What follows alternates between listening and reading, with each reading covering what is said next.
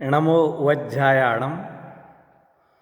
हमारी कितनी मंगलमय भावना हो उसकी चर्चा हम यहाँ पर कर रहे हैं। हमारी भावनाएं हमारे ही भाव को सुधारने वाली हैं। हमारी भावना किसी अन्य के जीवन परिवर्तन में भी निमित्त बन सकती है, लेकिन सच में तो वह हमारे ही जीवन में सुख शांति को लाने वाली है। हम 5 पापों का अभाव करने वाली चर्चा कर चुके हैं। अब 4 कषायें भी हमारे जीवन में ना हो। कषाय कहते ही उसे हैं जो आत्मा को कसती है, जो आत्मा को कसे अर्थात दुख दे, उसे कषाय कहते हैं। ये हमारे जीवन की बहुत बड़ी विडंबना है, अज्ञानता है कि हम क्रोध, मान, माया, लोभ, ये 4 कषायें हैं। इन कषायों से अपने आप को कसते हैं, दुखी करते हैं और मानते हैं कि हमने दूसरे को मजा चखा दिया। क्रोध करके हमने 2-4 को गालियां सुना दी, हम समझते हैं देखो वो बेटा क्या याद रखेगा। वो याद रखे ना रखे, लेकिन ये याद रखना कि इसका फल हमें भोगना पड़ेगा। हम अपने आप को सबसे बड़ा मानते हैं, मैंने किया, इस अहंकार में चकचूर रहते हैं और समझते हैं मेरे जैसा कोई नहीं है। हाँ जी, मेरे जैसा कोई नहीं है बुरा होने में। अपना बुरा करने वाला, अपने पैरों पर कुल्हाड़ी पटकने वाला मेरे जैसा और कोई नहीं है। अरे ये हम अभी मनुष्य कहलाते हैं। एक सामान्य अर्थ करें, मनुष्य मन वाले हैं ना हम।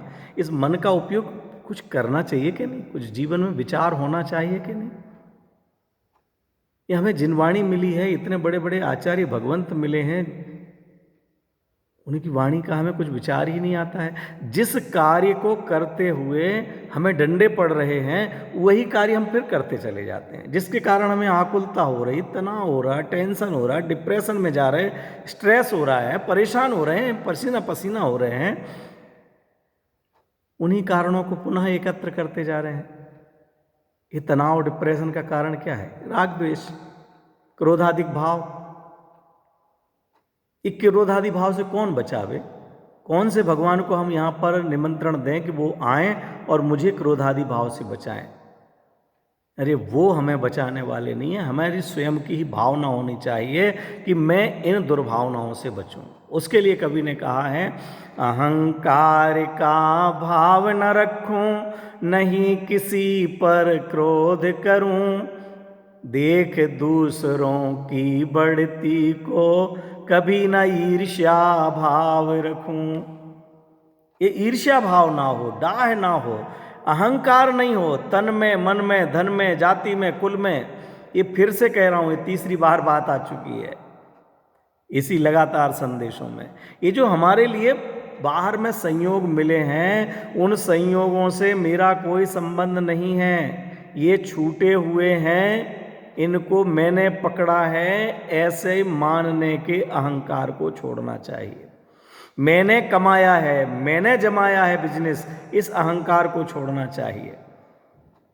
किसी का कमाया जमाया नहीं होता है। अगर कमाने से हो, मेरे एक मित्र हैं, उनसे मैंने बात की कि आप बहुत पैसा कमाए जा रहे हो, नोट छाप रहे हैं। बोले भाई साहब, मैंने जिनवाणी पढ़ी है, इतना मैं जानता हूं कि अगर मेरे कमाने से आता होता तो आज मैं एक देश का सबसे बड़ा अमीर हो गया होता, क्योंकि चाहता तो इतना हूँ, मेहनत तो इतनी करता हूँ। और अगर गंवाने से जाता होता तो मैं सड़क पर खड़ा होता, क्योंकि मैं खर्च भी इस प्रकार से करता हूँ। अरे वो जितना आना था वो आ रहा है, जो रहना है वो रह रहा है। केवल अज्ञानता हमारे लिए दुखद हो रही है।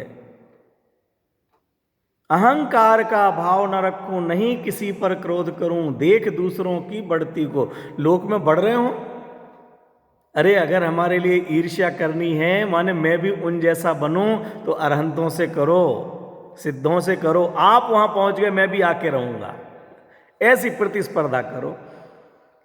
हम चारित्र में किसी के अच्छे आचरण से ईर्ष्या नहीं करते, ना प्रतिस्पर्धा करते हैं। हम दुराचरण में ईर्ष्या करते हैं।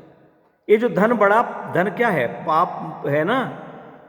अरे परिग्रह है ना, परिग्रह एक पाप है कि नहीं? उस परिग्रह में जो अपनापन है वास्तव में तो वो जो ममत्व परिणाम है उसे परिग्रह कहते हैं।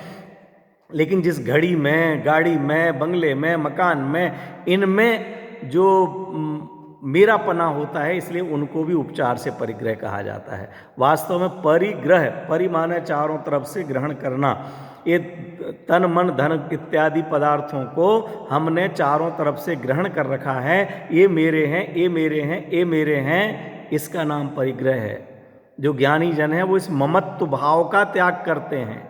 किसका? ममत्व भाव का। धन तो जहाँ है वहीं रहेगा, बैंक बैलेंस जहाँ है वहीं रहेगा, आभूषण जहाँ है वहीं रहेंगे, गाड़ी जहाँ खड़ी है वहीं खड़ी रहेगी। हमें तो ममत्व का त्याग करना है। और जो जीव आगे बढ़ रहे हैं पुण्य के योग से, उनके भाग्य से, उनके लक से, उनकी योग्यता से, कैसे भी, उनकी उन्नति को देख करके हमारे जीवन में ईर्ष्या भाव नहीं हो, अदेख सका का भाव नहीं हो। हम उनकी उन्नति ना देख सकें, उनकी उन्नति हो और यहाँ जलन हो रही है, ये बहुत बुरी आदत है। हमारे पड़ोसी सब जीव आगे बढ़े ना। हमारा बेटे में योग्यता नहीं है, वो नहीं आगे बढ़ पाया तो नहीं हुआ। जिसके बेटे में योग्यता है वो आगे बढ़ गया। मेरे व्यापार में मेरा पुण्य का उदय नहीं है, नहीं चला। जिसके पुण्य का उदय है उसका हो रहा है।